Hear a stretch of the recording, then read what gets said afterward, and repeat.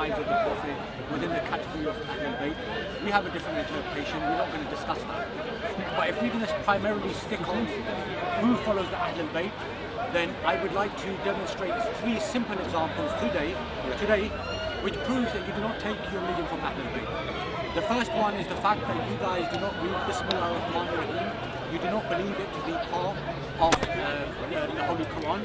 So when you look at the Holy Quran, you open it out, you look at the first verse, Surah Fatiha, you do not include Surah Fatiha to be the first, Surah Fatiha, Bismillah ar-Rahman ar-Rahim to be the first verse. And this was the belief of the Ahlul-Bayt, to believe Bismillah ar-Rahman ar-Rahim was part of the Quran, and it was the belief of Ali ibn Abi Talib. The next point is when it comes to the issue of Salah. The Ahlul-Bayt used to read Hayya ala khair al-amal, okay? Whereas you guys, with the Sunni brothers, they read Hayya ala khair al-Nawm, okay? And again, this is the second example. The third example is the issue of, for example, of Taraweeh. We just come from the holy month of Ramadan. Some of your scholars, like Imam Shukani, clearly mentioned in his book, Nail al-Anqar, he says that Ahlul-Bayt consider Taraweeh to be a bid'ah. So I would like to know what aspect of the Ahlul-Bayt do you follow? Do you follow them on Tawheed? Because they definitely do not share the same opinions as you do. They don't follow. They don't have the same belief as you on the issue of Isma. They don't have the same issue on the matter of fiqh. Your own scholars have admitted themselves that when it comes to the Ahlul-Bayt, the Shias are very exclusive of following them on these particular issues. Okay, thank you for that, Sayyid Ali. The issue is we're not discussing certain theological points or positions, because if we start doing that, then we will be discussing the entirety of Al-Kafi and Al-Bukhari and Sahih Muslim. That's absurd. That's impossible to do in this short sitting. What we're discussing is the actual concept of the Ahlul-Bayt and how do we follow them, the epistemology. Okay. Epistemology means the theory of knowledge. How do we actually reach certainty? How do we know what we are taught in the name of the Ahlul-Bayt is actually true? Yeah. Was actually taught by the Ahlul-Bayt? That's a very important question, and this is what I want to address. Sure. Instead of going into certain reports of Al-Kafi, Man la yahdur al-Faqih, Al-Istibtar, or Tahdib, 4 books, or our 6 books, we'll be here for another year, easily, right? So we should avoid discussing that. What we should focus on is the concept. How do we actually know that these teachings that are attributed to the Ahlul-Bayt are actually from the Ahlul-Bayt? Right. So you mentioned things like, who are the Ahlul-Bayt, for example. Let's assume, for the sake of the discussion, we say the Ahlul-Bayt are the ones you choose. Yes. Okay. As Sunnis, we have a view of the Ahlul-Bayt. We have a comprehensive view. Quranically, we know the Ahlul-Bayt are primarily the wives. And that's another discussion. It's a very deep discussion.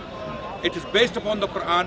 The verses of Surah Al-Ahzab from verse 30 to 34, when you read these 4 verses in context, you get to realize that the wives are definitely, by default, Quranically, are the Ahlul-Bayt. See, sorry, just a quick point, Obviously, he's staying the Sunni position, but the Shia have a different opinion about this, because when we look at the verse, and again, we're not debating this particular verse here, when we mention the word, if you look at the Arabic, it mentions the word rijis.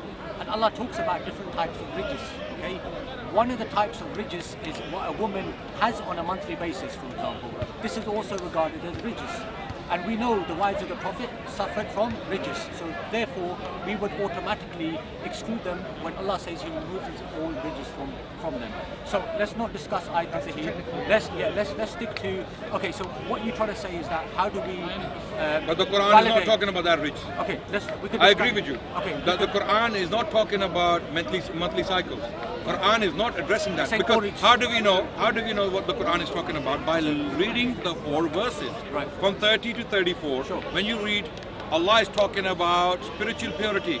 Allah is talking about spiritual uprightness. Right. Be upright, straighten your voice, do not talk to people in soft tone, lest there is someone with a disease in the heart, he is inclined towards you.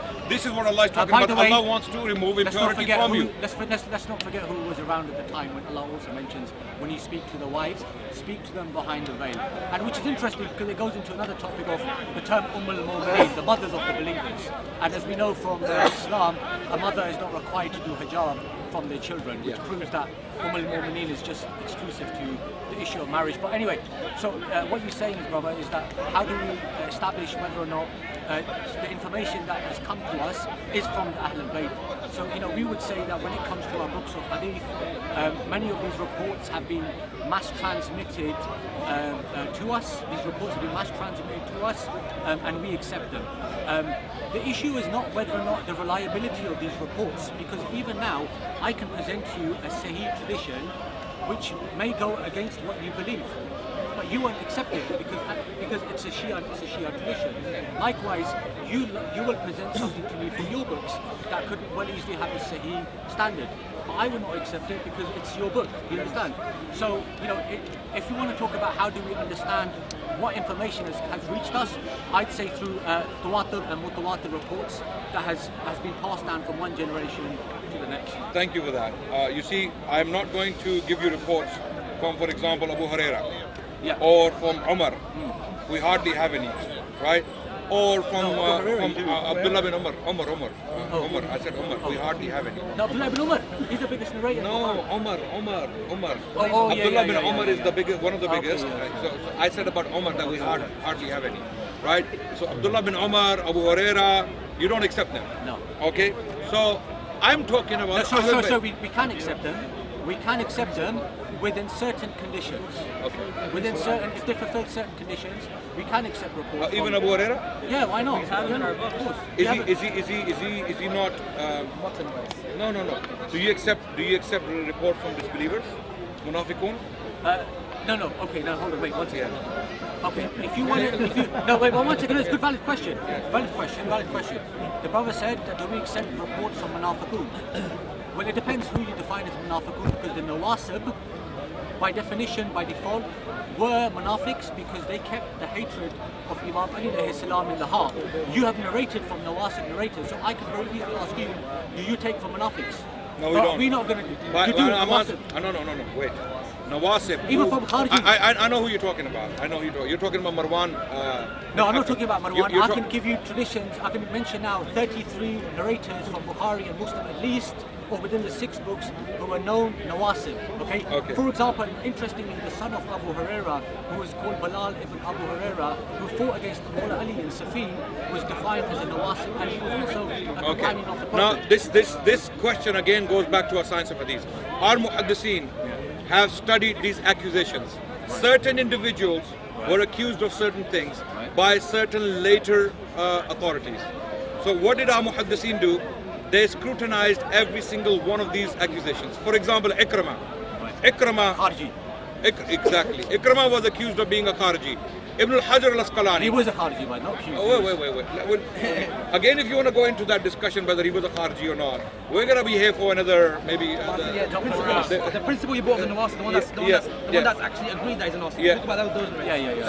So Ibn al-Hajar al-Asqalani, in his Muqaddamah of Sahih al-Bukhari, he writes an entire chapter on Ikramah, and he brings in every single accusation and dismantles it, and he gives his reasons as to why he doesn't believe Ikramah. Ibn al-Hajar al-Asqalani in his Muqaddamah. Okay, so all of these accusations, we have scrutinized them. Now, amazingly, what our Shia brothers failed to do. I'm talking about the ones who your scholars of Ilm al-Rijal, like Ibn Hajar al-Asqalani, al-Mizzi, Dhahabi, all these scholars confirm that these individuals were nawasib, the nasbis, and the narrators within the 6 books of hadith. Yes, and I'm not denying that there's certain So then it comes back to your point. No.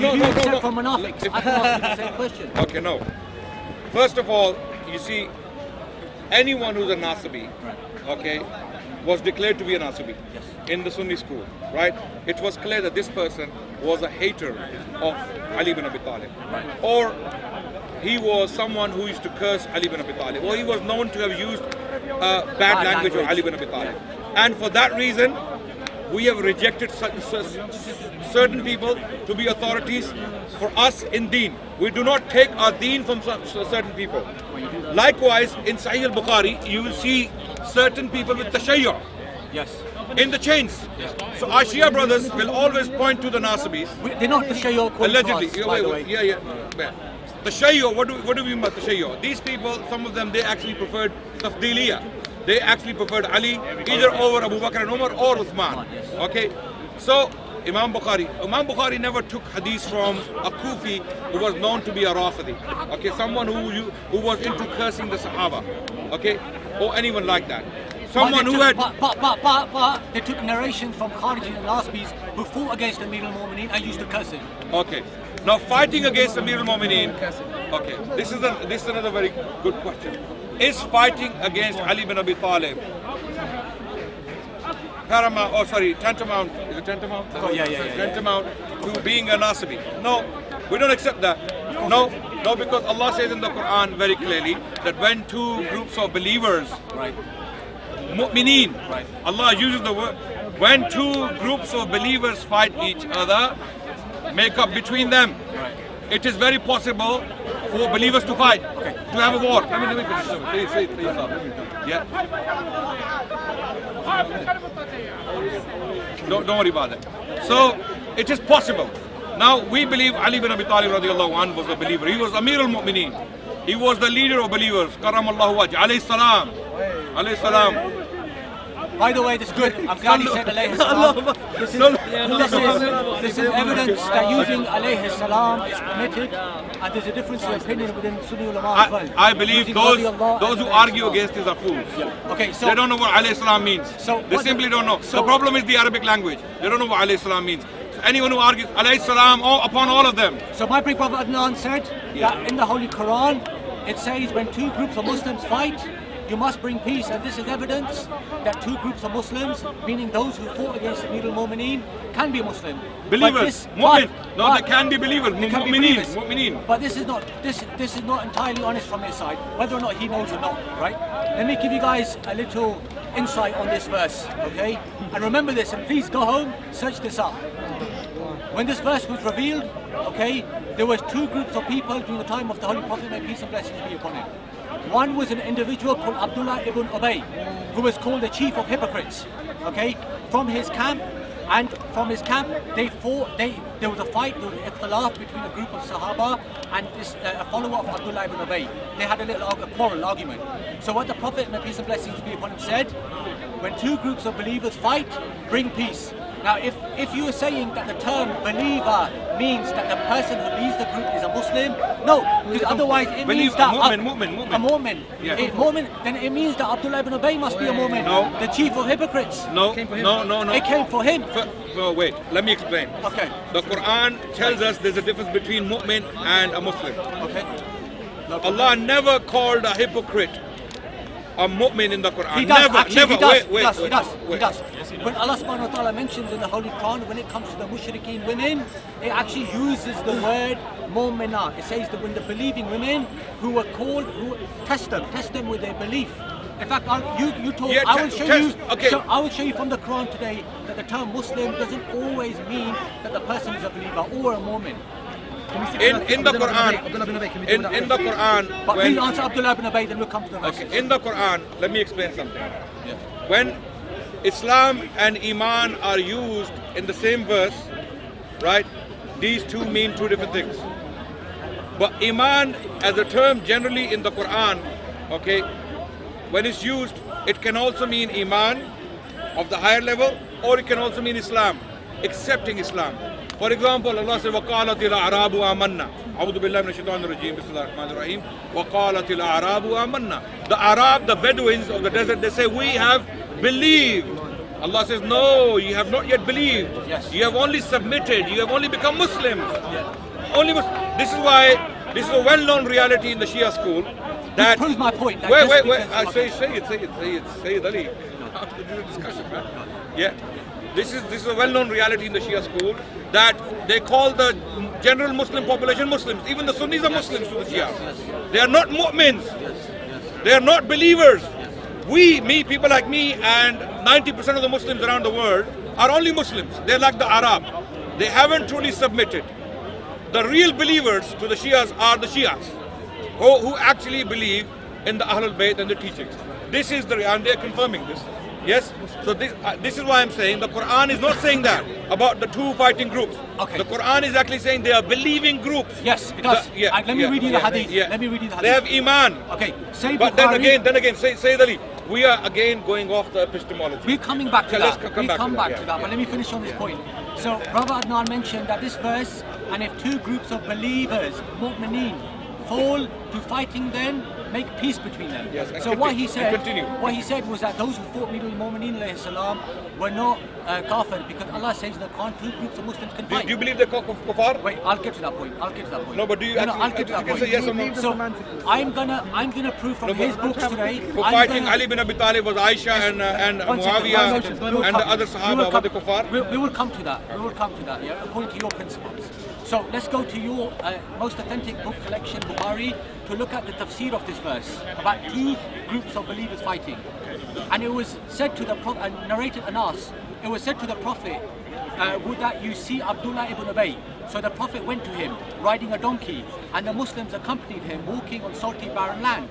When the Prophet reached Abdullah ibn Ubay, the latter said, keep away from me. By Allah, the bad smell of your donkey has harmed me. Astaghfirullah. On that, the Ansari man said to Abdullah, by Allah, the smell of your donkey of Allah's messenger is better smell than you. On that, from that two men abused each other, which caused friends of the two men to get angry, and two groups started fighting with sticks, shoes and hands, like what you see in the park sometimes. Yeah? Okay.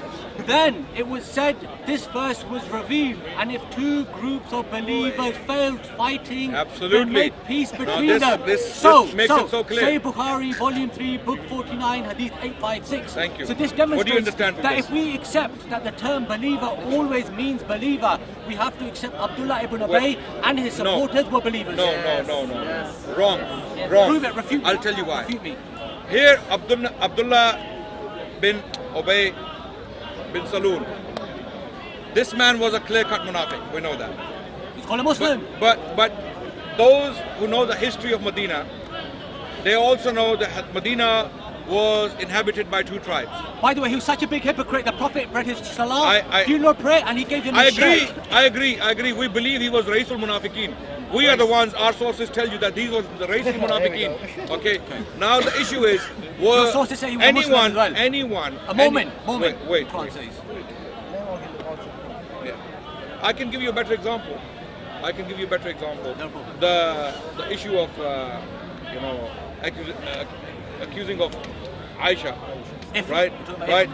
Yeah. If which the Sahaba started, by the way. Yeah. As the brother knows, the Badri Sahaba were amongst those people who accused Aisha of this act first. It was the Sahaba. Okay. No, not Sahaba one. No. Sahaba. Be careful. Badri. Of course, Badri. And how do we know he's Badri? Because when his mother cursed him. Yes. And then Aisha heard it, and she said, he's Badri. How can you say that about him? So Aisha is telling us that. So don't say Sahaba. Because that makes it look bad. Be careful with the language. I'm very careful with the language. There was three, bro. There was three people. Yeah, Hassan bin Thabit. Yeah. So Abdullah bin Ubay. Okay, now amazingly. Okay, let's not discuss it. I'm trying to dismantle. Look, listen. Of course, but let me dismantle your point. Basically, come back to your understanding isn't correct. Do we take our narrations from the Ahlul-Bayt? No, but now you raise questions and you want. I should be able to respond. Ibn Salul was a munafiq, clear-cut, everyone knew. Hassan bin Thabit was not.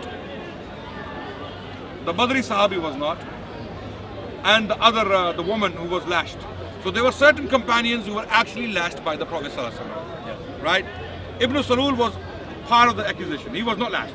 He was not punished. Because he was already out as far as the Prophet ﷺ was concerned. So this shows that being part of a conspiracy or being part of a group doesn't necessarily mean that every single individual is of the same view or of the same status. So the example you gave from Bukhari actually dismantles your own argument. Okay, how? Right? We're not saying that those groups who fought each other from the Ansar, Aus and Khazraj, were actually munafiqeen. One was clear-cut, confirmed munafiq, Ibn Salul. The rest were not munafiqeen. So your application of the verse or your interpretation of the verse based upon a Bukhari report is completely flawed. Okay, I'm sorry. Hold on one second. So now coming back, No, you want to how come is back. it flawed? Yeah. Wait, how is it flawed? Look. Now you want to continue with this? Look. There was two groups of people. One group from the Prophet's side. No, it wasn't like that. I just read you the hadith. No, it wasn't like. No, I'm no, reading no, the hadith no, again. no. It's in the Okay, hadith. Okay. Go back to the hadith. You It says, see- listen, no, there was two groups of people. There was the group of the Sahaba with the Prophet who was with. Then there was a group of Abdullah ibn Ubay. They were hypocrites. Okay, those who followed Abdullah ibn Ubay were the Muslim or were the Munafiqs as well? Good question. Would you say? I'll put a question back Okay, on you. Do you believe Nahj al-Balagha is an authentic? What's Nahj al-Balagha? No, I don't. I don't. You don't? think it's- no, Okay. I don't. So all those curses of Ali ibn Abi